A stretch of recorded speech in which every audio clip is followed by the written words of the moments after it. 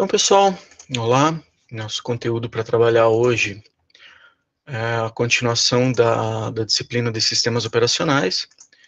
Nós vamos ver um pouquinho melhor como funciona e qual é a estrutura de um sistema operacional, como ele é dividido, como ele se organiza, a fim de poder fazer, né, todos os processos e todos os controles que ele precisa fazer num computador, tá?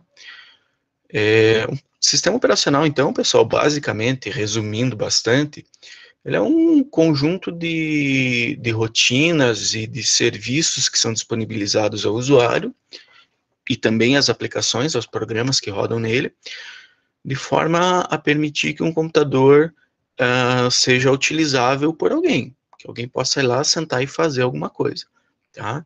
Sem o sistema operacional para fazer esse intermédio entre o hardware e o software e o usuário, nós teríamos aquela situação, que eu já dei de exemplo para vocês uma vez, de lá no passado, onde, por exemplo, para fazer uma transferência de uma ligação, as telefonistas, ou sei lá qual era o ofício, como era o nome da profissão, tinham que desligar os cabinhos e ligar nas outras tomadas, lembram? Então, isso era a manipulação direta do hardware. No começo, quando a gente não tinha sistema operacional, os computadores não eram tão bem desenvolvidos, nós tínhamos essa necessidade. Então, era dessa forma que as coisas ocorriam, tá? Mas aí, quando a gente tem esse conjunto, principalmente de rotinas, o nome real, o nome correto dado a isso, é o núcleo do sistema operacional. Isso é chamado de núcleo ou de kernel do sistema operacional. Então, alguns de vocês já devem ter ouvido a palavra kernel, principalmente quem já trabalhou com Linux, tá? No Linux, o kernel do sistema operacional é muito mais, não exposto, mas é mais conhecido, tá? No Windows, até por se tratar de um sistema operacional comercial, de código-fonte fechado, a gente não tem muito acesso ao kernel, a gente não sabe direito que versão tá e como é que ele funciona, tá?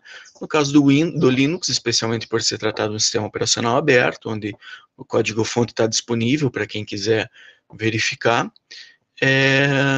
né, até a palavra kernel é mais conhecida, mais difundida, tá?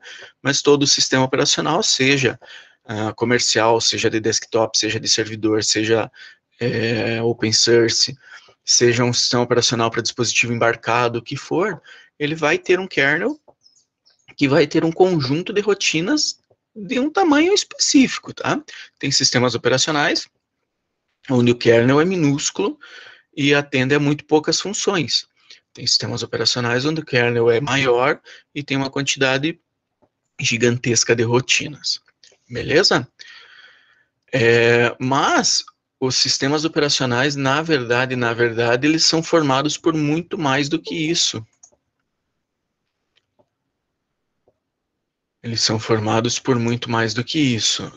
Então, além do núcleo, os sistemas operacionais também têm uma quantidade de comandos, de utilitários diversos, de ferramentas de apoio e de outras coisas que vêm junto com o pacote para que torne aquele sistema utilizável pelo seu usuário, né?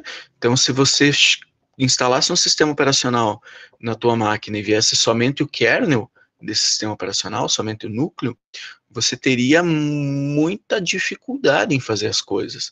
Por quê? Porque você não teria ferramentas e utilitários nenhum para fazer nada. Então, quando você quisesse carregar um arquivo do HD, por exemplo, para a memória RAM, você teria que ir lá e dar o comando para abrir o HD, dar o comando para listar aquilo, dar o comando para fazer a leitura da posição X à posição Y, dar o comando para guardar essas informações na memória. Então, você tem uma grande quantidade de coisas que o núcleo do sistema operacional faz e que, por ele vir com esse pacote de coisas, com esse pacote de ferramentas e de utilitários, ela se torna mais simples, tá? Hoje, independente, ou melhor, vou começar ao contrário. Antigamente, quando você baixava o Linux, por exemplo, você tinha uma quantidade muito menor, na maioria das distribuições, uma quantidade muito menor de ferramentas e de utilitários. Isso significa que quando você instalava o Linux aí há 10, 12, 15 anos atrás, muitas das coisas que você precisava fazer exatamente em linha de comando. Você precisava abrir arquivos de configuração, editar essas configurações, ligar drives de dispositivos, mudar opções, tudo sendo feito na linha de comando. E, inclusive, a própria interface gráfica, depois que ela foi inventada, né, no começo não existia, mas quando surgiram as interfaces gráficas, só fazer uma interface gráfica funcionar no teu sistema operacional, um sistema de janelinhas como é o Windows, tá? Já era um serviço tremendo. Você tinha que ler algumas coisas sobre o dispositivo de vídeo que você tinha, você tinha que procurar informações sobre os arquivos de configuração, você tinha que editar esses arquivos de configuração na mão, tá? Você tinha, então, uma grande quantidade de coisas que você precisava fazer só para fazer essa telinha gráfica funcionar. Isso, inclusive, levou uma grande quantidade de gente a ter um certo receio, um certo preconceito contra o Linux até hoje, tá? Tem muita gente que quando você fala em Linux, principalmente quem começou um pouquinho antes, essa pessoa acaba, os primeiros pensamentos dela é linha de comando, editar arquivo de texto, editar arquivo de configuração, o que era relativamente horrível, tá? Hoje isso é muito diferente, tá? Hoje no Linux, a quantidade de aplicativos e de ferramentas que vem junto é muito maior. Então você tem as coisas funcionando, na grande maioria das vezes, direto a partir da instalação. Instalou, botou, fechou, está funcionando. A não ser casos muito específicos, onde há uma demora um pouquinho maior em, sei lá, por exemplo, desenvolver um drive novo para um dispositivo de vídeo, tá? Isso acontece bastante. Saiu um notebook aí com uma placa de rede sem fio, que é um modelo atualizado, um modelo novo, e isso faz com que, em um primeiro momento, não haja um driver de dispositivo no Linux nativo para ele, tá? Principalmente porque tem muitos fabricantes que não desenvolvem esse tipo de coisa para Linux, e mesmo que desenvolvam as distribuições, o esquema de atualização delas é um pouco mais enrolado, porque passa por uma certa quantidade de filtros e de pessoas até permitir que as coisas entrem né, no kernel ou na distribuição e tudo mais para fazer as coisas funcionarem. Então, se você tiver um notebook muito novo ou coisa assim, existe a possibilidade que uma coisa ou outra não funcione logo de cara, tá? Isso acontece mesmo, placa de rede sem fio, placa de rede, às vezes até dispositivo de vídeo tem algum probleminha aí. Isso se resolve com o tempo, e isso, às vezes você consegue achar soluções na internet, baixa um pacote que alguém desenvolveu, instala manualmente e as coisas voltam a funcionar, ou então você espera sair uma atualização para o sistema operacional, para a distribuição que você está usando, e ela volta a funcionar. E no Windows é a mesma coisa, essa quantidade de coisas, de ferramentas, de utilitários que vem junto, acabam transformando o sistema operacional em algo muito maior, tá? Se vocês hoje instalarem um Windows numa máquina, e daí correrem lá verificar, ver o que está instalado, o que vem pronto com ele, vocês vão ver que ele vem com uma quantidade gigante de aplicativos que rodam nativos, tá? Ele já vem praticamente embutido com o sistema operacional. Vem navegador, vem editor de texto, vem calculadora, vem vem 2 joguinhos ali com Windows, 2 ou 3 joguinhos, vem o aplicativo da loja do Windows, né, a Microsoft Store, então vem visualizador de fotos, vem o Paint para editar imagem, vem player de mídia, então ele vem com uma grande quantidade de utilitários.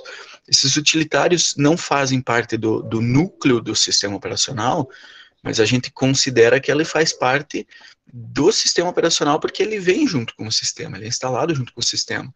Eles fazem parte das ferramentas que vêm junto com o sistema operacional. Aquele aplicativo para fazer a configuração da impressora, configuração de Bluetooth, para mudar a resolução da tela, para mudar o fundo de tela, para mudar o tema do Windows. Então, uma quantidade bem grande de coisas aí que vem junto e que fazem parte do pacote que é o nosso sistema operacional. Tá?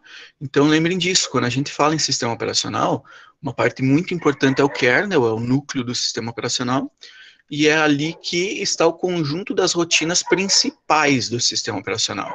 É ali que se encontram as funções principais. Porém, o sistema operacional engloba muito mais do que isso, tem muito mais coisas, tem muito mais funcionalidades do que somente o que está no kernel. Tá?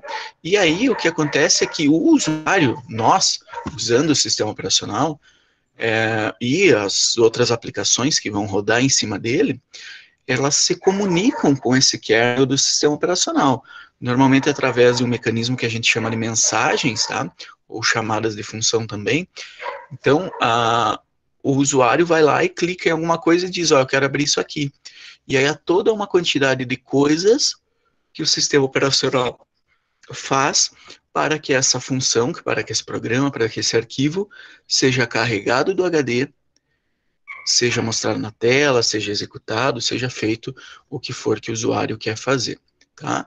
Então, por exemplo, a gente abre o editor de textos, aí o simplesinho que vem com Windows, o bloco de notas, e aí a gente começa a digitar. Primeiro que a leitura do que é feito no teclado e é mandado para esse programa já é feito pelo sistema operacional. Quando eu clico em algum lugar desse programa e abre um menuzinho ou seleciona um pedaço de texto, essas posições onde são recebidos os cliques também são comunicações com o sistema operacional, que está disparando esses eventos, avisando por programa, olha só, dá uma olhada aí que o teu usuário quer fazer alguma coisa, ele clicou na posição tal. E aí o teu programa vai fazer as coisas conforme o usuário vai clicando e vai digitando. Quando você clica em arquivo, salvar, vai aparecer uma janelinha perguntando aonde você quer salvar esse arquivo. Tá? Essa janelinha perguntando aonde você quer salvar esse arquivo também faz parte do sistema operacional. Por isso que na grande maioria dos programas, ela é padronizada. Quando você abre o menu de salvar como, no Word, ou no Paint, ou no bloco de notas, ou no que for, a chance é que ela seja muito parecida. Você até tem algumas funções que permitem uma certa customização dessa janela, mas ela é bem parecida. E aí você seleciona que você quer salvar o arquivo lá na área de trabalho, sei lá, exercício 1.txt, e manda salvar. Aí o teu programa vai lá e vai dizer pro sistema operacional, ô sistema operacional, dá uma olhada aí que o meu usuário está querendo salvar esse texto aqui que ele digitou nesse arquivo. E o sistema operacional vai se encarregar de pegar essas informações que o programa repassou para ele, criar esse arquivo se for necessário, tá? Ou melhor, o próprio programa cria esse arquivo se for necessário através de outra chamada do sistema. Tá? O programa basicamente vai fazer a verificação se esse arquivo existe. Se não existe, ele vai mandar criar. E aí sim vai mandar jogar essas informações lá dentro, tudo através de chamadas de sistema. Então a criação de arquivo, a abertura, a verificação se o arquivo está lá e o gravar informações lá dentro, todas são funções ou são rotinas do kernel do sistema operacional. Tá? Então, nós temos aí uma grande quantidade. Só nesse exemplo, nós vimos 4, 5, 6 rotinas do kernel do sistema diferente. Se vocês procurarem uma documentação do Linux, por exemplo, para ver as chamadas de sistema, é muita coisa. Nós temos uma quantidade gigantesca, funções para fazerem tudo, desde tocar áudio, né, a questão de vídeo, de colocar uma imagem na tela, de atualizar o monitor, de controle de janela, de fechar aplicativo, de fechar função, de fechar processo. Então, você tem uma quantidade gigantesca de rotinas e de funções que o sistema operacional pode executar, tá? E transmitir as coisas pela rede. Cada sistema operacional aí, nesse caso, uma própria, inclusive, linguagem de se comunicar através de comandos, seus próprios utilitários e outros componentes, que formam essa estrutura, tá? Então, e essa estrutura toda do sistema operacional, ela varia de acordo com o projeto do próprio sistema. Então, quando o sistema operacional é criado, é começado a ser desenvolvido, ou é planejado, ou é feito um trabalho de engenharia nele, existe todo um estudo que diz, olha só, esse sistema vai funcionar da seguinte forma, vai ter uma estrutura assim, assim, assado, vai funcionar, vai ter chamadas de sistema para isso, isso e aquilo. Os aplicativos executáveis que vou poder rodar, eles vão ser do seguinte tipo, vão seguir a estrutura tal. Então, tudo isso aí são decisões que são feitas quando é feito o projeto do sistema operacional. Tá? Eu vou apresentar, só para a gente falar um pouquinho sobre essa estrutura, eu vou apresentar uma guia aqui do Chrome para vocês, para que eu possa fazer alguns desenhinhos.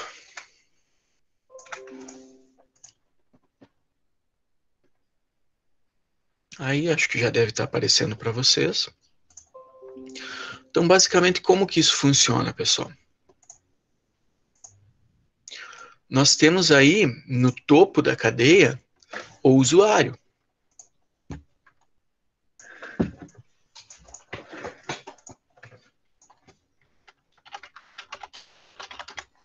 Que é o cara que vai fazer o uso, propriamente dito, da máquina ou da ferramenta, ou do dispositivo que está sendo usado. E lá embaixo nós temos o hardware. Lá embaixo nós temos o hardware, que são as peças da máquina, e são os componentes da máquina, os dispositivos, o processador, a memória, está tudo lá embaixo.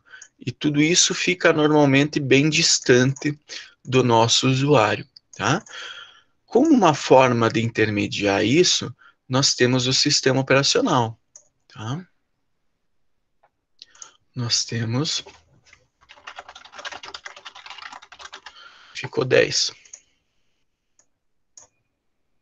Aí nós temos o nosso sistema operacional. Esse sistema operacional, ele possui meios de comunicação com o hardware para enviar solicitações para o hardware e para receber respostas ou para receber também comunicações do hardware. Tá? Quando você clica o mouse, quando você aperta uma tecla do teclado, esse evento, esse acontecimento é repassado para o sistema operacional diretamente do hardware. O sistema operacional coleta essas informações aí e, de alguma forma, isso vai ter que chegar lá no usuário. Tá? E o usuário vai ter que se comunicar com o sistema operacional. Para isso, nós temos basicamente 3 meios que fazem essa comunicação. 3 meios que fazem essa comunicação, tá? Que são os aplicativos, quase coube,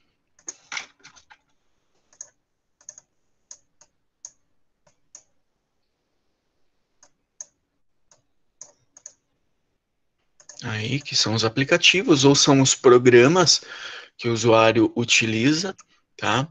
E aí, nesse caso, normalmente são os programas que ele instala no seu computador e ele se comunica tanto com o usuário quanto com o sistema operacional, tá? Também existem os utilitários, que são normalmente as ferramentas que vêm nativamente com o sistema operacional. Você até tem como baixar novos utilitários, que podem ter a carinha de aplicativos, tá? Mas tem funções específicas de controle aí para o sistema operacional. E existe também algo que tem cada vez um uso menor, que são as linguagens de comando, tá? São as linguagens de comando. Basicamente, os prompts de comando da vida aí, que permitem que você...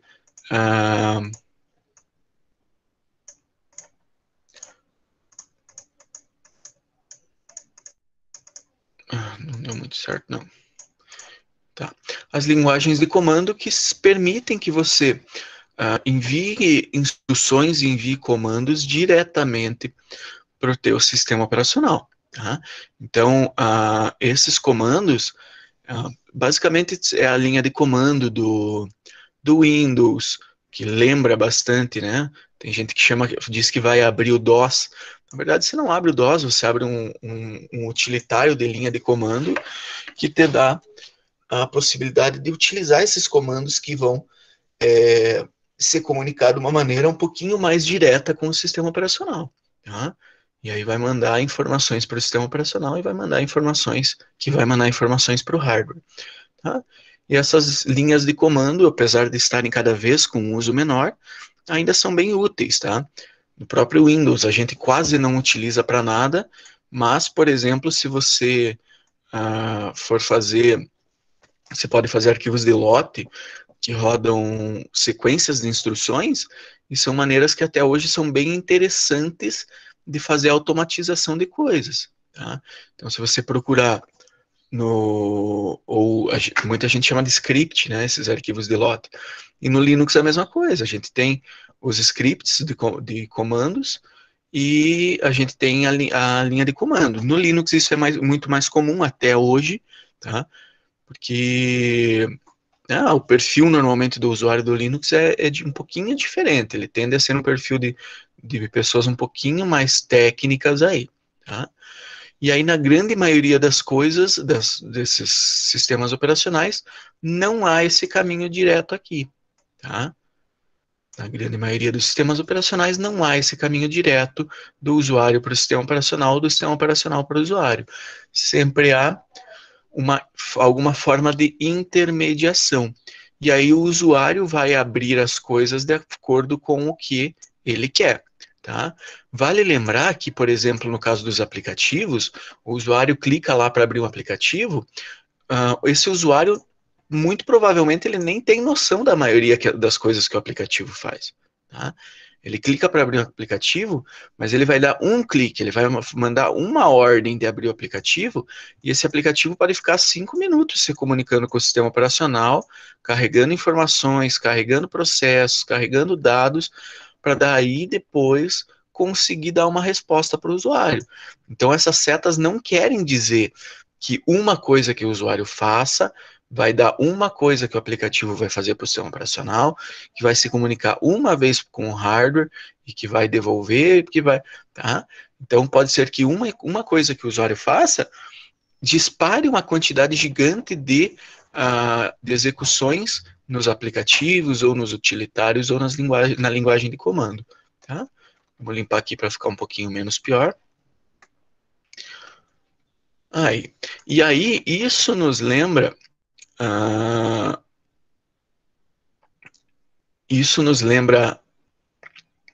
a forma com que o sistema operacional em si é organizado. Tá? Então, essa é a organização da grande maioria dos sistemas operacionais. Nós temos algumas características diferentes, tá? Em alguns casos, por exemplo, os sistemas operacionais de celulares, eles têm um funcionamento muito mais voltado para o usuário, tá? Então, muito mais coisas são feitas diretamente pelo sistema operacional, enviando para o usuário, e também na forma de isolar as coisas que o usuário não está fazendo no momento, tá? Então, o usuário pode ter 10 aplicativos abertos. Se vocês clicarem no celular de vocês naquele botãozinho para listar tudo que está aberto, vocês vão ver que, às vezes, você tem 10, 20, 30 aplicativos, 5, 6 utilitários abertos rodando, e muitas dessas coisas você não está utilizando mais. E o sistema operacional, ele é inteligente o suficiente, ou deveria ser, para saber, opa, esse joguinho que o cara está rodando aqui, ele não está jogando no momento. Então deixa ele desabilitado, ele fica dormindinho para evitar, inclusive, que haja um gasto muito grande de bateria. Tá? Imagina se aqueles 20, 30 aplicativos que estão abertos, todos eles estivessem processando ativamente as coisas.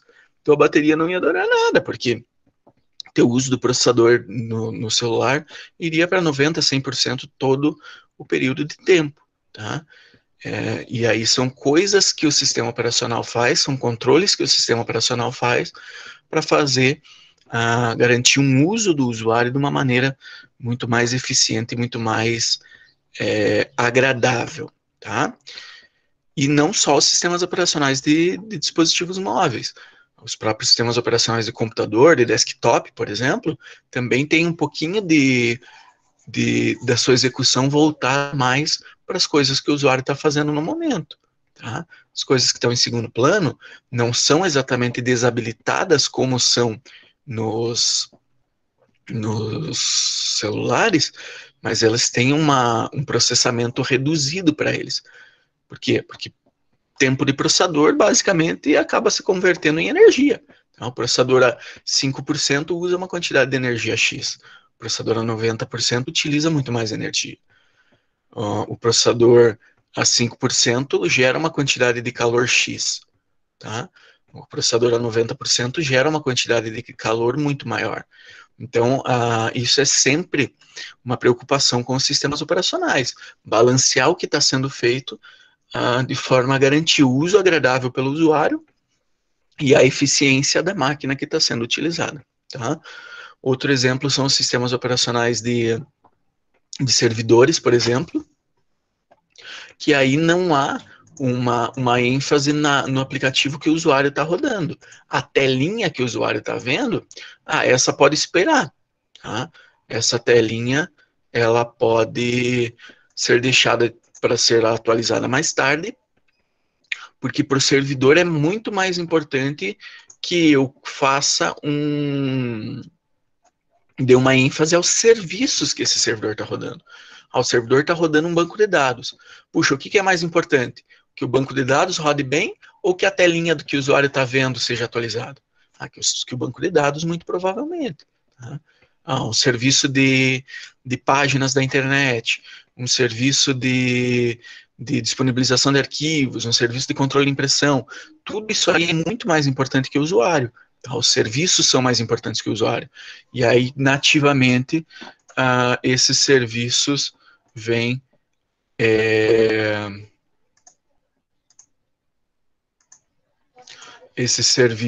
eles vêm com uma configuração padrão, não que você não tenha como mudar. Talvez você até tenha como ir lá e em algumas opções e dizer, não, eu quero que haja uma ênfase no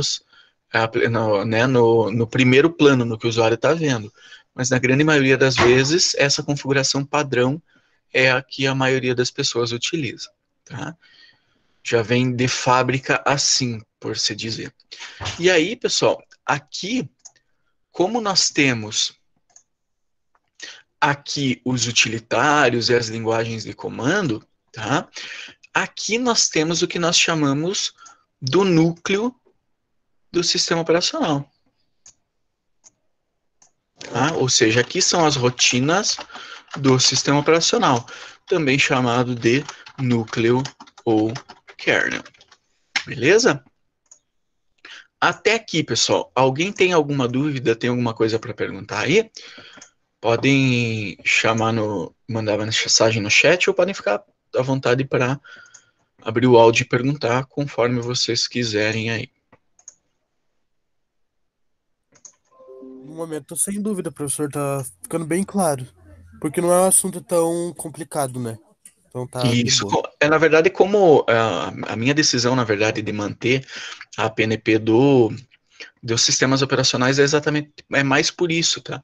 Eu sei que vocês têm mais dificuldade com as disciplinas técnicas, mas como as sistemas operacionais, inclusive as outras duas APNPs técnicas que vocês têm, elas, quando encerrarem, algumas, no caso, se eu não me engano, do Elder, vocês têm Elder? Sim, então. Então, as que já estão rodando, elas vão demorar um pouquinho mais para acabarem, mas elas não vão ser renovadas, tá?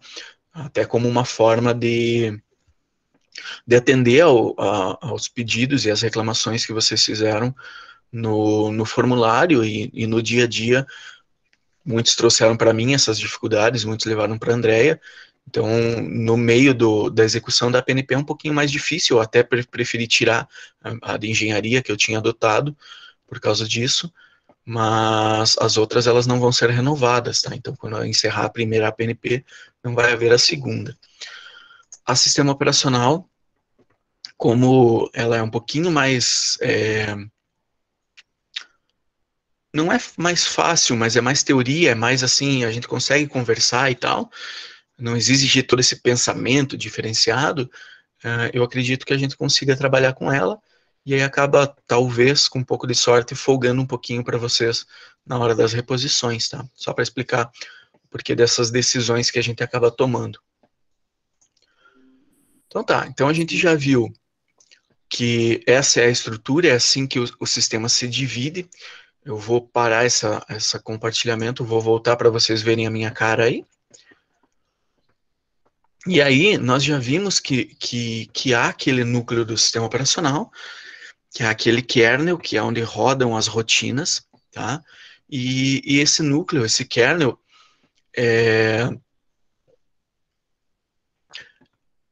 elas são um pouquinho diferentes das rotinas que são executadas pelos programas, tá? Quando você tem um programa, esse programa é programado pelo programador, é quase um trava-língua, né? Esse programa é programado pelo programador, e a sua execução ela segue basicamente a ordem que o programador definir e a ordem que o seu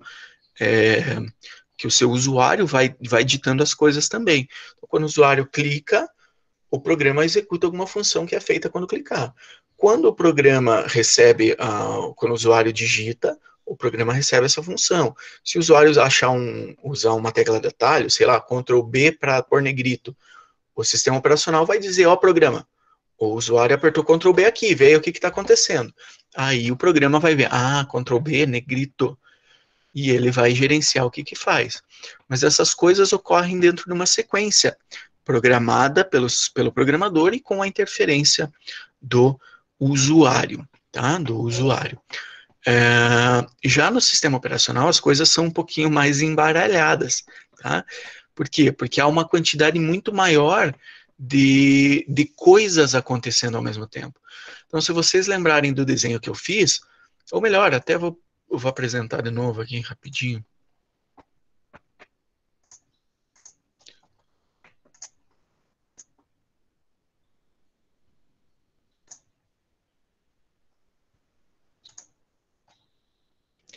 Se vocês lembrarem do desenho que eu fiz, o que acontece? Esse sistema operacional aqui, vamos voltar no aplicativo. O aplicativo que foi feito pelo programador, basicamente ele se comunica com o usuário do sistema operacional. Então tem duas vias aí, chega a informação do usuário, chega a informação do sistema operacional, mas ainda assim é um pouco gerenciável, tá?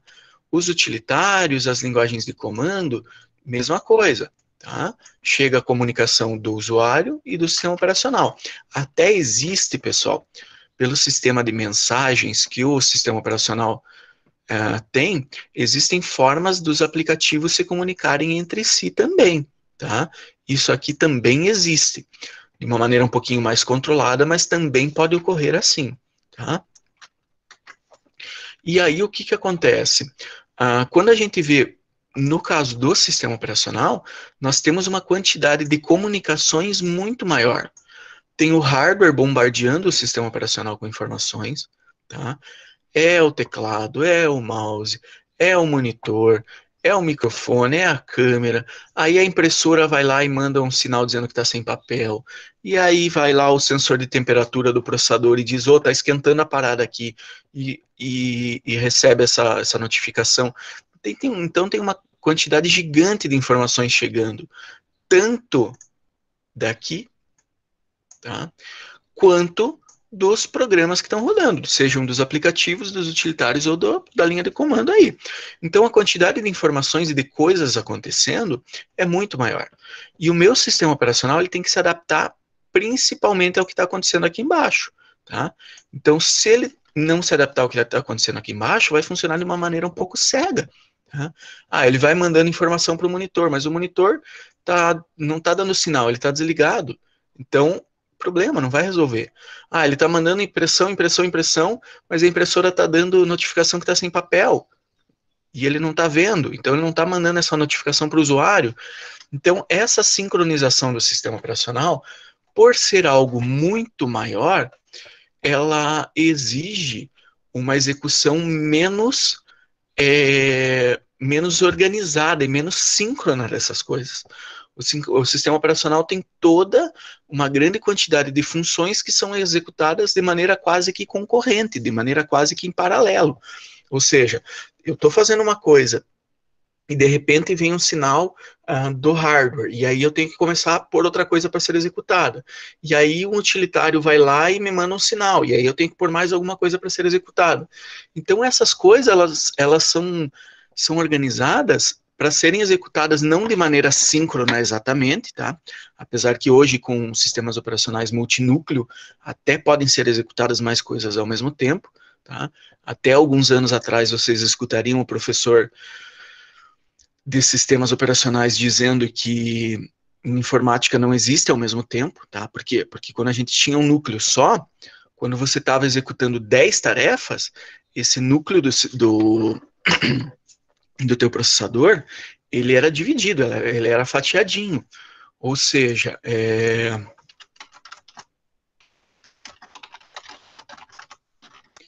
ele era fatiadinho por tempo, ou seja, o primeiro programa que estava sendo executado tinha 1 minuto. 1 minuto, óbvio que não, tá? Mas tinha uma quantidade de milissegundos, ou de microsegundos. Aí ele executava um pedacinho. E aí o próximo programa tinha mais um pedacinho. E aí o próximo tinha mais um pedacinho do processador. E aí voltava para o primeiro. Então essa execução nunca era ao mesmo tempo. Porque cada coisa tinha a sua fatia de tempo do processador. Tá? Então isso nunca ocorria ao mesmo tempo. Hoje, com os sistemas operacionais multinúcleos, tá? Eu não estou falando dos sistemas operacionais com mais de uma thread. A thread não permite execução ao mesmo tempo. Tá? Então, se você tem um i3, por exemplo, que tem um núcleo e 2 threads, o teu sistema operacional não faz 2 coisas ao mesmo tempo, faz uma coisa só. Se você tem um i3 de 2 núcleos, ou um i5, ou um i7, ou a linha da AMD aí que eu não conheço, não acompanho, mas se você tem um sistema operacional com 2 ou mais núcleos reais, aí sim você pode ter coisas sendo feitas ao mesmo tempo. Um núcleo está executando uma coisa, enquanto o outro está executando uma coisa totalmente independente. Tá? E aí esse aqui pode passar para outra coisa, e esse aqui ainda está executando, e depois passa. Então aí quando eu tenho mais núcleos de processamento, aí sim eu posso ter coisas realmente acontecendo ao mesmo tempo no meu computador. Tá?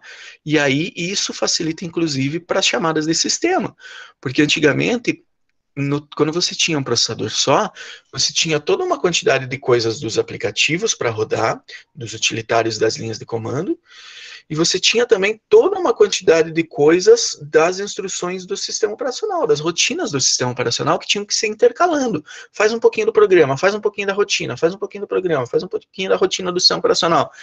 E isso cria uma certa latência, cria uma certa demora para o usuário. Tá? Quando você tem uma quantidade maior de núcleos, os sistemas operacionais já são mais espertos. Eles fazem uma separação. Então, se você tem 2 núcleos, muito provavelmente o teu processador executa a maioria das coisas de programa utilitário de linha de comando no núcleo 1, e muito provavelmente ele utiliza o núcleo 2 para a maioria das coisas relacionadas ao sistema operacional. Ou então ele somente faz essa troca, mas distribui, não isola assim, mas distribui de uma forma que os dois consigam executar. Isso acaba se tornando melhor, inclusive quando você tem 4, 8 núcleos. Hoje é comum, nos desktops não tanto, nos computadores domésticos aí que vocês têm em casa, isso não é tão comum, mas nos servidores, nós temos servidores da linha Xeon, ou Xeon, como queiram, a pronúncia correta é Xeon, nós temos processadores com 16 núcleos, com 32 núcleos, tá? Com 16 núcleos e 32 threads. Então tem espaço para muita coisa ocorrer ao mesmo tempo, o que nos permite uma agilidade muito maior e uma organização muito maior também do meu sistema operacional. Alguém tinha aberto o microfone aí? Alguém ia perguntar alguma coisa?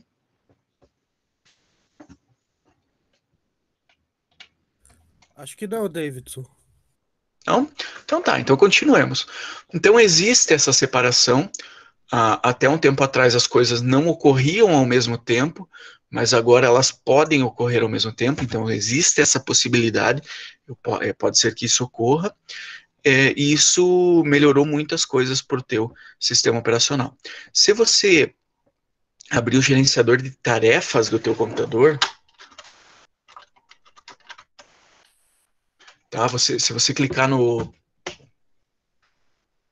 menu iniciar e digitar gerenciador de tarefas, você abre um utilitáriozinho do sistema operacional que te mostra todos os aplicativos que estão sendo rodados, todos os processos que estão sendo rodados em segundo plano, e se você clicar ali onde diz... deixa eu achar aqui.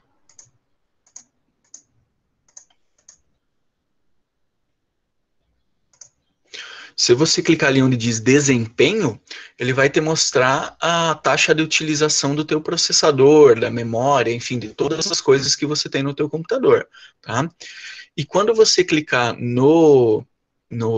deixa eu vou apresentar isso aqui só para vocês terem uma noção, tá?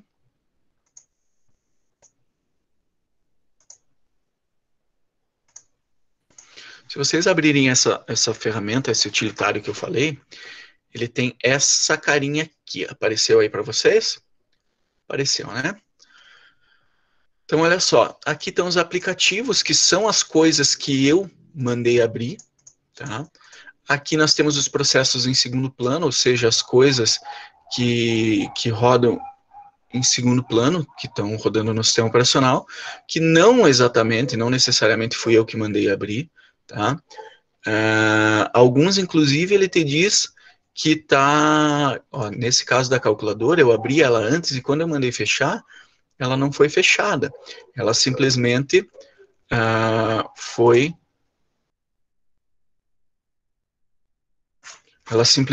suspensa. Então, por isso que aqui tem esse iconezinho da suspensão. E olha o que ele me diz aqui. Esse grupo de processos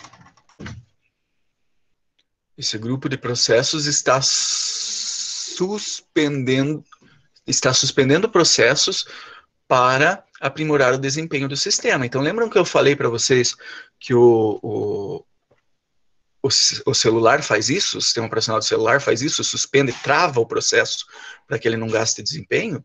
Olha só, a minha calculadora estava aberta, eu fechei, ela não está mais aberta, aqui embaixo ela não está aparecendo mais, mas ela está suspensa. Se eu mandar abrir a calculadora novamente, ela vai abrir de uma maneira muito mais rápida, porque ela já está suspensa. Porém, olha, o uso de memória dela, o uso de processador, o uso de disco, o uso de rede, não está usando nada, tá?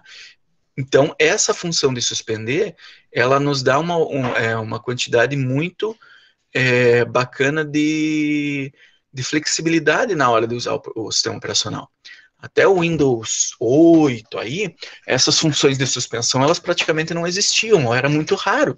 E aí você tinha, se você quisesse um desempenho um pouquinho melhor no teu sistema operacional, você tinha que ir lá e fazer toda uma configuração a fim de escolher, olha, esse serviço Application Frame Host, ele não me interessa, então eu vou desabilitar ele para que ele não inicie com o Windows para que economize um pouco de memória.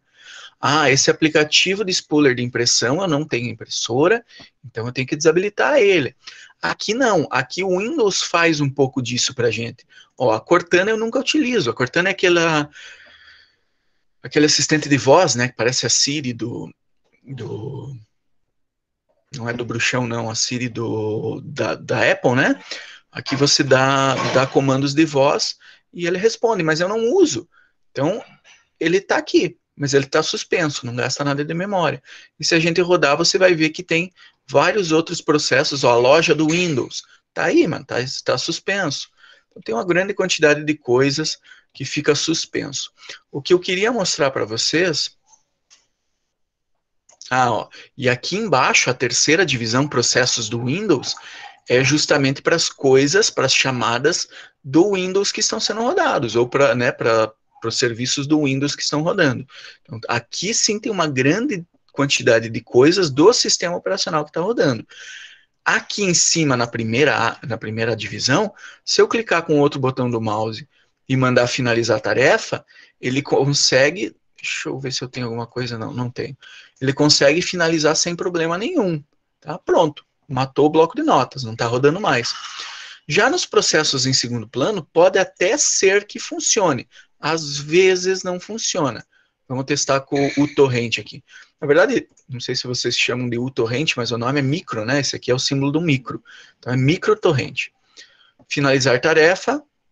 Demorou um pouquinho, finalizou. Então, até os processos em segundo plano, com certo sucesso, eu consigo finalizar eles, tá?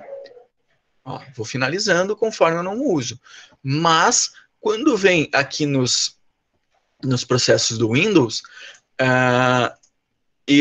se vocês forem ver aqui, eu até tenho a opção do finalizar tarefa. Mas isso aqui eu não deveria e eu não vou nem arriscar finalizar alguma dessas, porque eu muito provavelmente vou cair e vou deixar vocês aí sozinhos na sala. Por quê? Porque a chance de que o Windows trave, ou então algum dos serviços que eu estou utilizando, a câmera, ou o microfone, ou as janelinhas, ou alguma coisa vai parar de funcionar, porque isso aqui tudo é mais importante para o sistema operacional. Tá? Ou pode ser que não, pode ser que eu mande finalizar aqui um serviço que controla a transparência das janelas, e aí as minhas janelas vão parar de ser transparentes. Mas aqui é tudo muito mais complicado, mais arriscado eu encerrar. Tá? É interessante ver que ele já tem a opção aqui de pesquisar online. Então, existem vírus, alguns vírus que conseguem se disfarçar como chamada de segundo plano, como processo de segundo plano, isso é bem comum, mas também existem alguns vírus que conseguem se disfarçar como processos do Windows, tá? É um pouquinho mais difícil, eles precisam explorar algumas vulnerabilidades do sistema operacional para fazer isso, mas tem vírus que conseguem se disfarçar de chamadas do sistema operacional. E aí você tem a opção de procurar pesquisar online.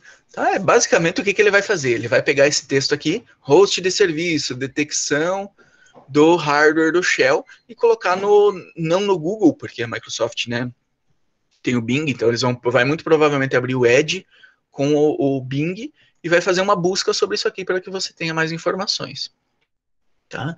Então, uma forma interessante de entender o que está rodando no teu sistema operacional é fazer busca sobre isso, tá? Então, por exemplo, Xbox Game Bar, como eu tenho o aplicativo do Xbox instalado nesse computador, tá aqui, Xbox Game Bar, porém ele não está rodando, está suspenso.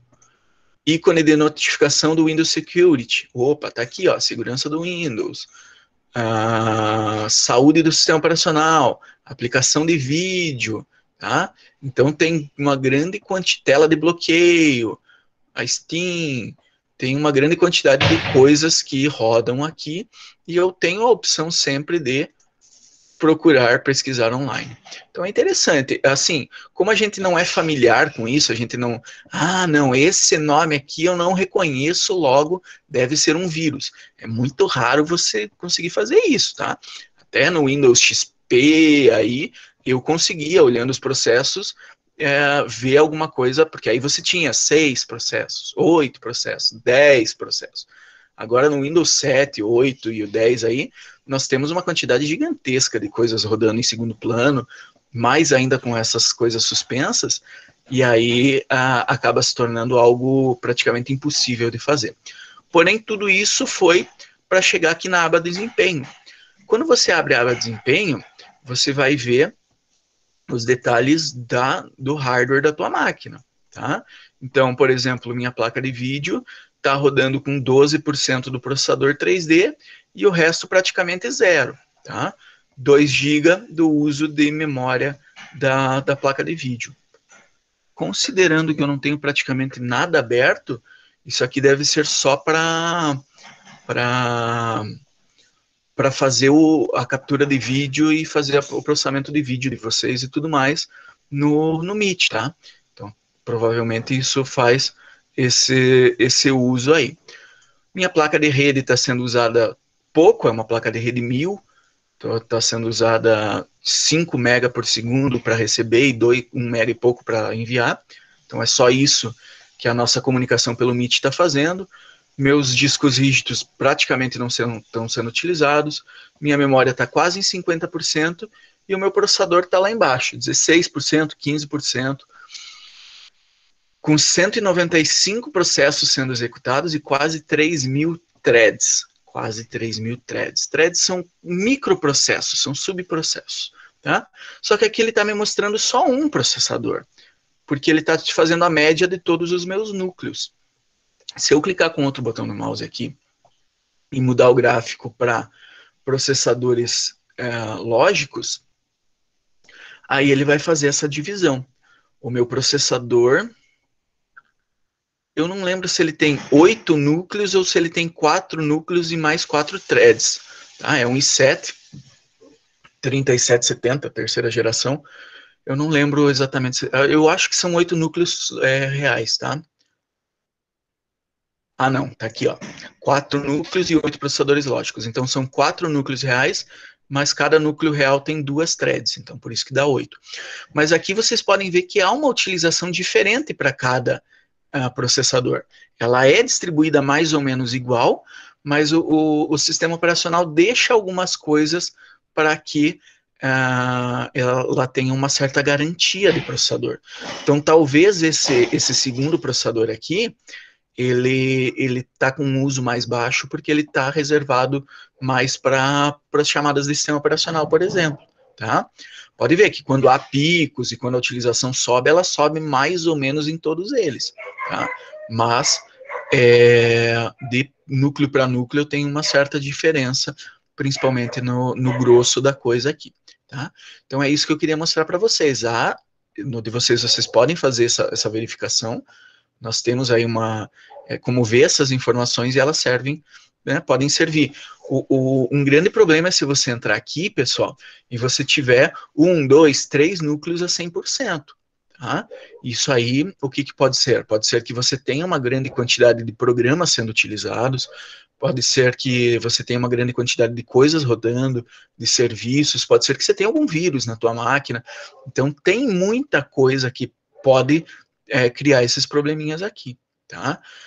Na aba histórico de aplicativo, você tem como dar uma olhadinha sobre os processadores que mais utilizaram desde que o computador, eu ia falar desde que o computador foi ligado, mas eu acho que não é desde que o computador foi ligado, porque aqui tá Minecraft e, se eu não me engano, não foi usado hoje. Então, eu acho, até porque está 60 horas, né? Eu acho que hoje eu não joguei 60 horas de Minecraft. Então, é um histórico de o uso de recursos desde 14/7/2020. Então, desde 14/7, já faz um mês, então eu tenho como ver quais são os programas que estão usando mais recurso da minha máquina. Quais são os programas que estão usando mais tempo de processador? Quais são os recursos que estão mais utilizando tempo de rede? Então, se você achar alguma coisa aqui que esteja utilizando um tempo de processador absurdo, a chance de ser algum vírus, alguma coisa maliciosa é relativamente grande. Tá? Então, isso serve para você ter um diagnósticozinho aí do teu sistema operacional. A aba iniciar tem as coisas que iniciam-se junto com o sistema operacional, usuários, detalhes, tem várias coisas aqui que você pode fazer. Você pode ver. Além desse histórico de aplicativos, de eu poder usar ele para verificar o tempo de CPU, aqui na lista de processos, eu tenho como organizar pelo tempo de processador. Tá? Então, olha só, se eu organizar pelo tempo de processador, pela porcentagem de uso do processador, se eu clicar aqui, eu tenho como ver as coisas que mais estão utilizando o processador. Então, eu tenho aqui 22 processos do Google Chrome, tá? Só para vocês terem uma ideia, 2, 3, 4, 5, 6, 7, 8, 9, 10. Eu tenho 10 abas do Google Chrome, mas essas 10 abas, por algum motivo, rodam 22 processos, tá? Que estão utilizando 12% do meu processador. Faz sentido, porque ela está fazendo processamento gráfico, de imagem, está fazendo processamento de som, tá pegando informações do microfone, tá pegando informações da rede. Então, o Meet, aí o Google Chrome, hoje, nesse momento, é o que eu mais estou usando. Como eu estou num computador que não tem câmera, eu uso um aplicativo chamado Droidcam App para ver para utilizar a câmera do celular no computador. Então, esse aqui também utiliza um pouquinho mais. O resto, o comum é isso aqui, ó. Menos de 1% para tudo. Tá tudo 0 ou 0, alguma coisa, tá? Esse processo do Windows está um pouquinho mais e tal, mas o restante das coisas é 0, 0,1. Então, isso é comum. As piadinhas sobre o consumo de memória do Google Chrome, vocês podem ver que elas fazem bastante sentido. O Google Chrome, com as 10 abas abertas, está consumindo 2,5 GB de memória RAM. Tá? 2,5 GB de memória RAM. Não está utilizando quase nada. Lembram que eu falei para vocês que o processador gráfico provavelmente era o Google Chrome que estava usando para o Meet? É isso mesmo, 10% é o Google Chrome que está utilizando. Aí tem mais alguma coisinha, processo de tempo de execução e processo de janela de área de trabalho. Então, são essas 3 coisas que estão sendo feitas.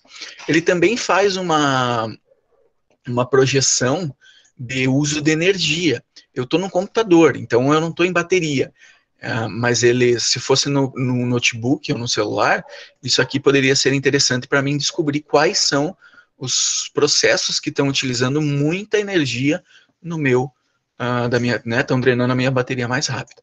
Essa ferramenta é uma ferramenta bem interessante do sistema operacional, que eu gostaria que vocês aprendessem a utilizar ela, porque ela, hoje não é mais tão comum os aplicativos travarem, mas essa ferramenta ela tende a ser bem útil. Vocês conseguem tirar bastante informações. Às vezes você consegue até descobrir que você está com algum vírus ou com alguma coisa assim, simplesmente buscando essas informações e esse histórico aqui, tá? Só para lembrar vocês, pelo nosso planejamento, nós temos 2 aulas hoje, tá? Então eu vou até pertinho do meio-dia. Nós também pulamos... Acho que foi uma aula que nós pulamos. Então, eu vou providenciar pelo cronograma da minha disciplina, nós acabaríamos hoje a primeira PNP, mas eu tenho o conteúdo atrasado com vocês. Então, provavelmente eu vou marcar uma aula de reposição. Amanhã vocês têm às 4, pelo que eu estou vendo aqui. Eu provavelmente vou marcar para segunda-feira, então, para a gente, ou algum horário aí, eu acho, para a gente repor pelo menos uma aula, e aí eu uso tarefas para eliminar tarefas e material de leitura aí para eliminar mais um tanto do conteúdo que ficou para trás, tá? Então, esse aplicativo é interessante, aprendam a utilizar ele, abram no computador de vocês, vejam como é que ele funciona, tá? E aí parei a apresentação. Eu acho que nisso vocês conseguem ver várias das chamadas do núcleo do sistema operacional, ali vocês conseguem ter uma noçãozinha disso, tá? Muitas dessas chamadas ficam só esperando acontecimentos do hardware para reagir, para fazer alguma coisa, ou tarefas internas do próprio sistema operacional. O próprio sistema operacional tem tarefas internas, tem coisas que ele faz sem que você precise saber. Tarefas de organização, tarefas de limpeza, tarefas de gerência. Então, tem muitas coisas que ele faz sozinho, tá? As principais funções de um kernel aí do sistema operacional, quando a gente vai analisar, elas falam sobre o tratamento de interrupções e de exceções. Então, as interrupções são coisas que ocorrem que pedem atenção quase que imediata do sistema operacional, tá? Então, quando pode ser configurado lá que o sistema operacional tenha uma interrupção no aguardo, por exemplo, das teclas do teclado. E aí, quando o cara apertar uma tecla, ele vai gerar uma interrupção e vai mandar o mais rápido possível pro programa que está rodando que uma tecla foi apertada. Exceções são as exceções mesmo, são coisas que normalmente não deveriam ocorrer, tá? São erros, por exemplo. Então, o tratamento de exceções também é função do kernel. Então, isso é uma das coisas que melhorou bastante nas últimas versões do Windows. Então, o tratamento de erros está muito mais eficiente. A chance de você ver uma telinha azul, a tela azul da morte aí é muito menor do que nas versões anteriores. Criação, eliminação de processos e de threads. Então, quando você abre um programa, vai abrir um processo, vai abrir 2 processos, vai abrir 4, 5, 10 processos, conforme a programação. O programa vai dizer para o sistema operacional, ó, eu preciso disso, disso e disso de processo. E o sistema operacional vai abrir isso. Tá? O programa vai dizer, cada processo vai precisar de 3, 4, 5 threads. Beleza, vai dividir ainda mais. Para que serve essa divisão, pessoal? Basicamente, para fazer um uso melhor de processadores de mais de um núcleo. Tá? Lembram que eu falei que o meu Google Chrome, com 10 abas abertas, tinha 22 processos? Vocês viram ali? Por quê? Porque se eu tiver 22 processos, pode ser que 3 processos estejam rodando num núcleo, mais 4 estejam rodando no outro, mais 8 estejam rodando no outro, e aí deu 16, eu tinha falado 22, mais 6 estejam rodando no outro. Então ele permite um balanceamento da carga dos processos, mesmo que seja de um programa só. Tá? Se um programa for um só processo, uma só thread, ele não pode ser dividido em vários núcleos. Por isso que nós temos processos, nós temos programas que são mal otimizados para processadores de muitos núcleos, e isso faz com que ocorra o programa está rodando, um núcleo está em 80%, 90%, e os outros 3 núcleos estão em 5%, 10%. Por que isso acontece? Porque o programa é mal otimizado para vários núcleos. Ele não é dividido em threads, ele não é dividido em processos. E isso dificulta a organização das coisas aí. Tá? Outra tarefa do kernel, sincronização e comunicação entre processos e threads. Lembram que no diagrama eu desenhei as setinhas entre os programas e os utilitários e as linhas de comando? O sistema operacional também intermedia essa comunicação. Então, um programa não pode interferir diretamente no outro. Um programa não deveria poder, por exemplo, ir lá na memória do outro e alterar algum valor. Tá? Os dados de cada programa têm que ser isolados, têm que ser protegidos para dificultar que eu possa sofrer ataques. Eu posso criar um programa maligno aí, que lá no Windows 98, no Windows XP, que abriria a minha memória RAM e ia alterando valores na memória de outros programas. Então eu estou interferindo em programas que eu não deveria poder interferir. Hoje nós temos um isolamento muito maior. Então nós temos uma garantia maior de que isso não vai acontecer. Outra função do kernel, gerência de memória. Então quem faz a organização da memória RAM, quem diz quando alguma coisa vai ter que ser jogada para a memória de troca, para a memória swap, quando quem diz que alguma coisa que não está sendo utilizada faz algum tempo pode ser limpada, o sistema de coleta, a gente chama isso de garbage collector, né, coletor de lixo, quem faz essa coleta da memória e redisponibilização, é tudo o sistema o kernel do sistema operacional. Gerência de sistema de arquivos, quem que organiza os arquivos no disco, quem diz, olha, eu preciso criar um arquivo grande, então eu vou ter que achar um espaço grande no disco que não tenha vários arquivos ali, para não precisar dividir, para evitar problemas de fragmentação, que hoje são quase inexistentes, tá? Até quem usa computador há um pouquinho mais de tempo, já deve ter visto os utilitários de desfragmentação do disco.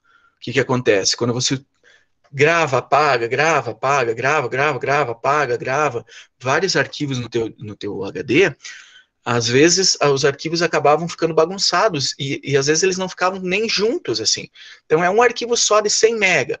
E aí o sistema operacional ia gravar, gravou 60 mega, mas agora eu tenho outro arquivo, eu não consigo gravar do ladinho. E aí ele pulava um pedaço e continuava o arquivo distante. E daí pulava. Então acontecia de arquivos grandes estarem divididos em 10, 15, 20 pedaços. E aí quando você ia ler esse arquivo, o teu HD tinha que ficar pulando, procurando os pedaços de arquivo. O nome disso é fragmentação. E nas versões anteriores dos sistemas operacionais, até o Windows 10 ainda tem esse utilitário do defragmentador, mas os problemas da fragmentação, hoje eles são muito menores. Por quê? Porque, primeiro, os sistemas operacionais que fazem a gerência do sistema eles são muito mais organizados, eles têm um controle muito melhor, então eles conseguem fazer esse controle na forma de evitar que esses arquivos fiquem divididos.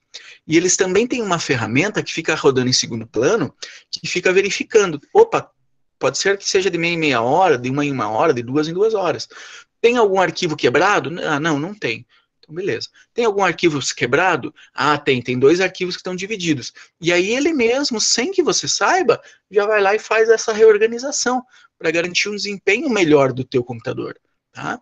Então, até no Windows XP, aí, era comum o desempenho da tua máquina ir diminuindo conforme o tempo, muito mais do que acontece hoje. Até hoje ela diminui, tá? O Windows não consegue manter desempenho por muito tempo. Mas antigamente era muito pior. E aí você ia utilizando por 1 mês, 2 meses, 3 meses, 1 ano, e os teus arquivos estavam tudo quebrado. E aí quando você ia abrir um arquivo, às vezes era um arquivinho pequeno, de 100, 200K, esse arquivo estava dividido em 4 pedaços no HD, espalhado pelo HD inteiro. E isso gerava muita latência, muita demora para ler as coisas. E hoje, com essas estratégias de distribuição melhores e com essas ferramentas de reordenação automáticas, isso é muito mais incomum. Antigamente, você precisava abrir um programinha e dizer, quero defragmentar o meu disco. E aí, o que esse programa fazia? É um programinha, alguns já devem ter visto, depois eu mando o print para vocês. Ele abre ele faz uma representação do teu HD em quadradinhos e pinta esses quadradinhos, em verde o que tá bom, o que está em um pedaço só, em amarelo, se eu não me engano, ou vermelho, o que está dividido em mais pedaços. E aí o que ele faz? Ele move esses pedaços de arquivo e vai movendo para reorganizar, como se estivesse montando um Lego. Então ele vai reorganizando todo o teu HD. O que é interessante e melhorava muito o desempenho do computador. Melhorava muito. Era um pouco arriscado, porque se caísse a luz no meio de um processo desse, a chance de que essa troca de arquivos de lugar levasse alguma coisa corrompida aí, era real, né? Não era muito comum, mas podia acontecer. Então, hoje, se vocês abrirem no Windows de vocês aí a ferramenta desfragmentar e otimizar a unidade, vocês vão ver que existe essa ferramenta, existe esse utilitário, e acabei de abrir o meu aqui, vou apresentar de novo para vocês verem. Opa, não é. Ó, a ferramenta de desfragmentação do Windows 10, ela é essa aqui, tá? Apareceu para vocês aí? Apareceu. Tá. Então, essa é a ferramenta. Ele está me dizendo aqui que a unidade C, eu tenho dois HDs na minha máquina, tá? Um SSD e um normal. A unidade C já teve uma defragmentação dia 21, que foi feita de forma automática, tá? Eu não rodei ela, não. E o status atual está como ok. Ou seja, ela está bem. A última execução foi há 22 dias. Então, ele não está me dizendo que está fragmentado. E a minha unidade D, que é a unidade maior, que armazena mais arquivos, a última execução foi dia 11/8, faz 2 dias, e ela também está ok, 0% fragmentado. Tá? Ou seja, as duas estão muito bem, não estão precisando de fragmentação. Aqui embaixo ele diz que as unidades estão sendo otimizadas automaticamente e que a frequência é semanal, tá? Que a frequência é semanal.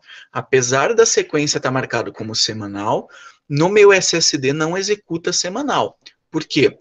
Porque a vida útil do SSD, que é aquele HD que é bem mais rápido, ela é medida em quantidade de escritas. Então, quanto mais coisas, quanto mais eu reescrever as coisas no meu SSD, ficar escrevendo por cima, ficar movendo coisa para um lado para o outro, mais ele vai se desgastando. Tá? A previsão é que ele dure 10, 12, 15 anos. Mas se eu ficar fazendo coisas que fique regravando coisas uma por cima da outra, apagando, escrevendo, muita coisa, a vida útil dele diminui um pouquinho. Então, por isso que a defragmentação no SSD não é comum de ser feita semanal. Além disso, ele me dá a opção, não na unidade C, porque é a minha unidade do sistema operacional que está sendo executada no momento, mas na unidade D de refazer essa análise. Então, estão vendo aqui que ele está me dizendo que está 0% fragmentado? Eu posso clicar, ele vai rever todos os arquivos e vai ver se realmente está 0% fragmentado. E eu tenho a opção de mandar otimizar manualmente. E aí eu clico aqui e ele vai fazer essa defragmentação manualmente. Eu não vou fazer isso agora porque como é um processo que faz análise e movimentação de muitos arquivos, enquanto ela está sendo executada, o desempenho da máquina cai um pouco. Tá? Então, para evitar que a gente tenha aí travamentos no Meet e tudo mais, eu não vou pôr para rodar. Mas se vocês, no computador de vocês, quiserem abrir essa ferramenta e dar uma olhada como que estão as coisas aqui, a quantidade de fragmentação aceitável aí, 2, 3, 5% ainda está ok, tá? Mais do que isso, recomenda-se que você faça essa otimização. Você pode esperar que, se ela estiver programada, na outra semana ela vai acontecer sozinha, ou você pode mandar otimizar manualmente. Tá? Quando que fragmenta mais? Fragmenta mais quando você instala e desinstala muito aplicativo. De repente fui lá e fiz uma limpa nos meus arquivos das minhas séries que eu baixo aí, apaguei vários e baixei várias temporadas novas e tal. Então isso cria esse excesso de apagar, escrever, pode criar uma certa fragmentação. Tá? Pode ser que por isso aconteça das coisas estarem um pouquinho mais fragmentadas no computador de vocês. Tá? Eu estou divagando um pouco, tá, pessoal? Tô saindo e fazendo essas apresentações dos programas justamente para que vocês tenham uma noção um pouquinho melhor, não só da teoria que as coisas fazem, mas uma visualizaçãozinha de como que os processadores, os sistemas operacionais fazem essas coisas na prática. Então é para isso que eu estou exibindo para vocês. Tá? Falei que ele faz a gerência dos sistemas de arquivos, ele também gerencia os dispositivos de entrada e saída, teclado, mouse, monitor, caixinha de som, câmera, microfone, dispositivos de entrada e saída, ele também faz essa gerência. Tá? Suporte a redes locais, redes distribuídas. Então, quem faz a comunicação entre redes é o sistema operacional. Segurança, quem diz, olha, programa, você não pode interferir na memória do outro programa. Você quer instalar um programa novo que faz mudança no HD, pede autorização para o usuário. Tudo isso é o sistema operacional. Auditoria do sistema. Então, o sistema operacional também faz algumas verificações de estatísticas de acessos, de porcentagem de uso de processador, porcentagem de uso de disco. Então, antigamente não era feito muito isso. Hoje os sistemas operacionais fazem muito mais. Por quê? O uso de disco está sempre em 2%, está ótimo, tá mais ou menos na média. O uso de disco está 20% o dia inteiro. Não, tem alguma coisa errada. É muito difícil ter um uso de disco tão grande. Tá? Então, ele faz essa questão da auditoria também. E isso também é porque ele faz a contabilização do uso. Tá? Contabilização do uso, ou seja, ele vai fazendo, guardando essas estatísticas. Vocês viram no gerenciador de tarefas que eu mostrei para vocês, que ele tem um histórico do mês inteiro, quem utilizou, por que utilizou, quanto utilizou. Então, vocês tudo isso existe porque o sistema operacional faz essa contabilização, tá?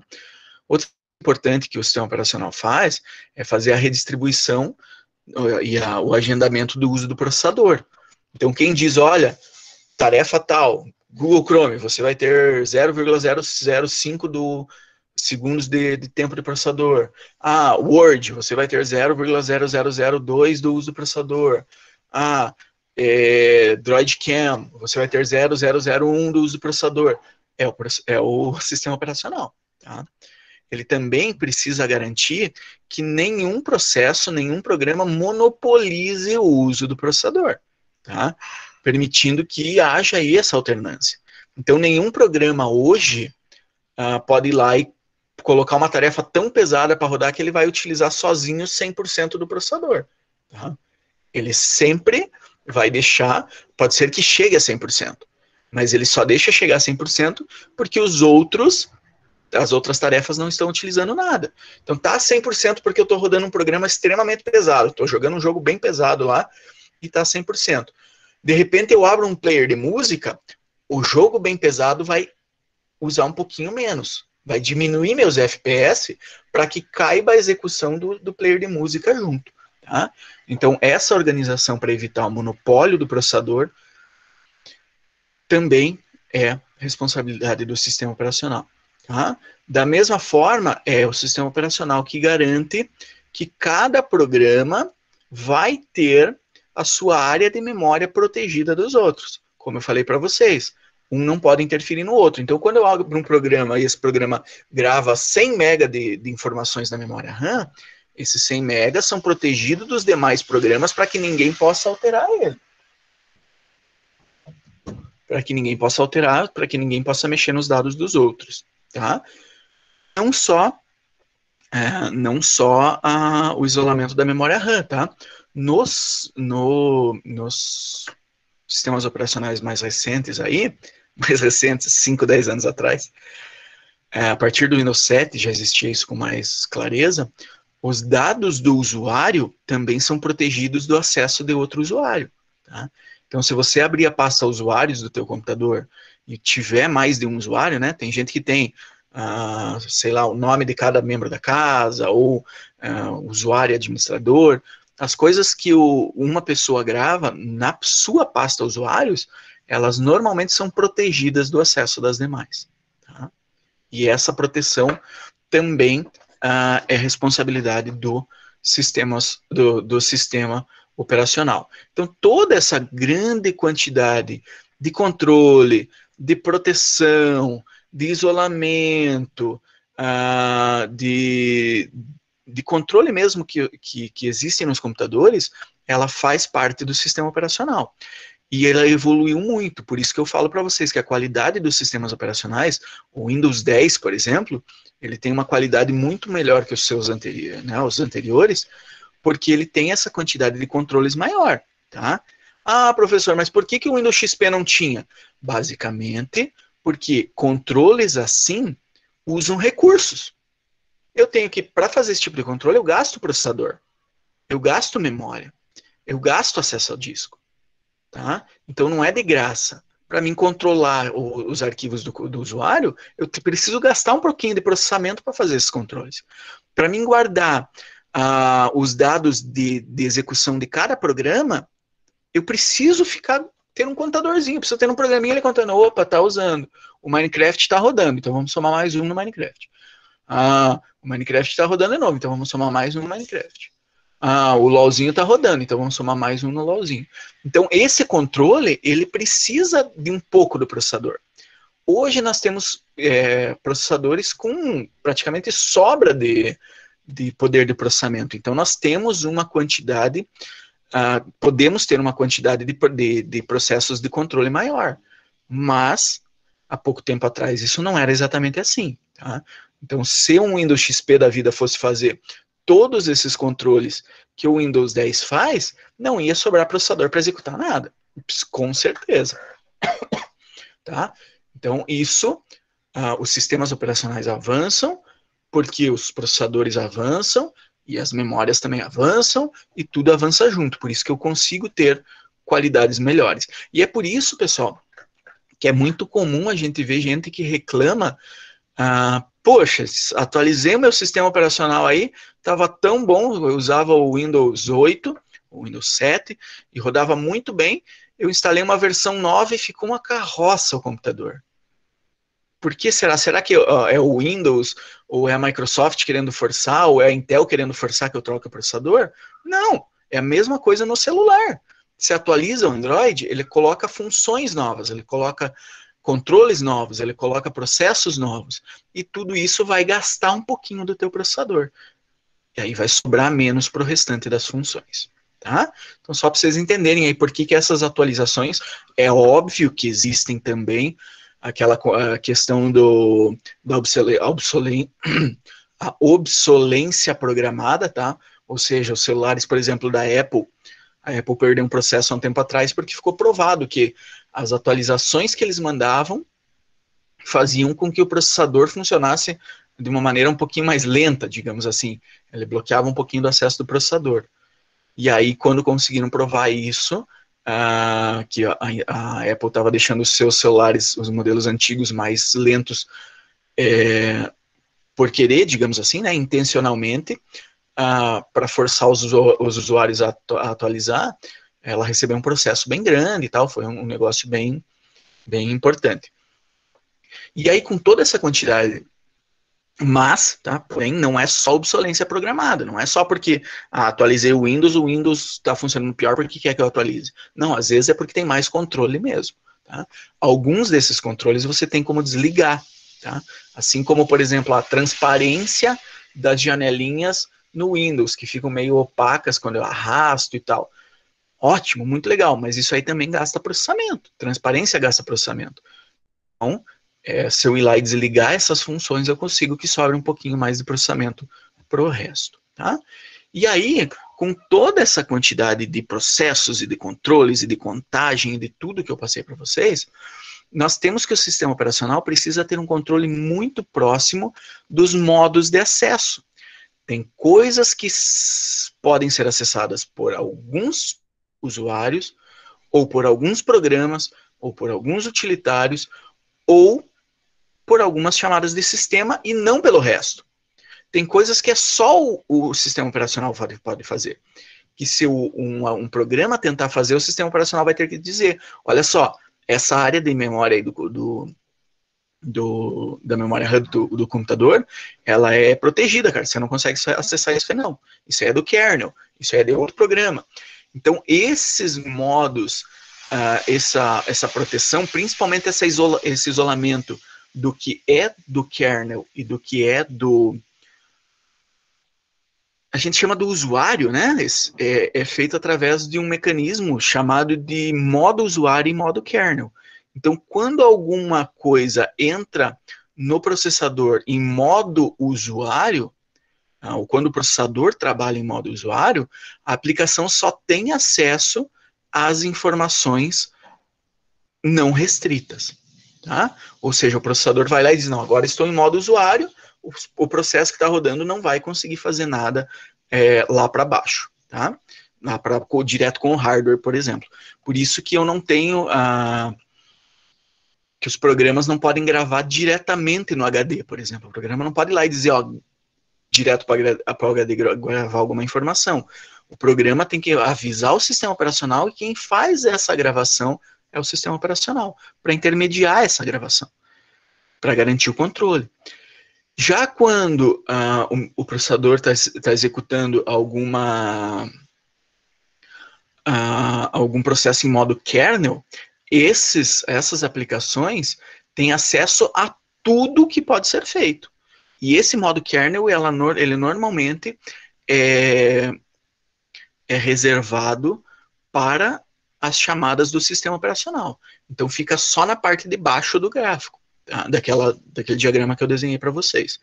O processador, então, sempre que vai executar alguma informação restrita, alguma tarefa, alguma instrução restrita, ele verifica se aquele processo que está chamando, que está pedindo essa execução, está em modo usuário ou em modo kernel. Se está em modo kernel, beleza, ele permite. Se está em modo usuário, não, ele não vai permitir a execução. Tá ok? Pessoal, já falei demais por hoje. Vamos encerrar nossa aula aí. Já estamos com quase 2 horas. Obrigado pela presença, obrigado pela participação de todos. Alguém tem alguma pergunta, por favor? Se passou alguma coisa, fiquem à vontade para me perguntar. Eu vou encerrar a gravação e aí depois eu posto no YouTube para vocês, tá?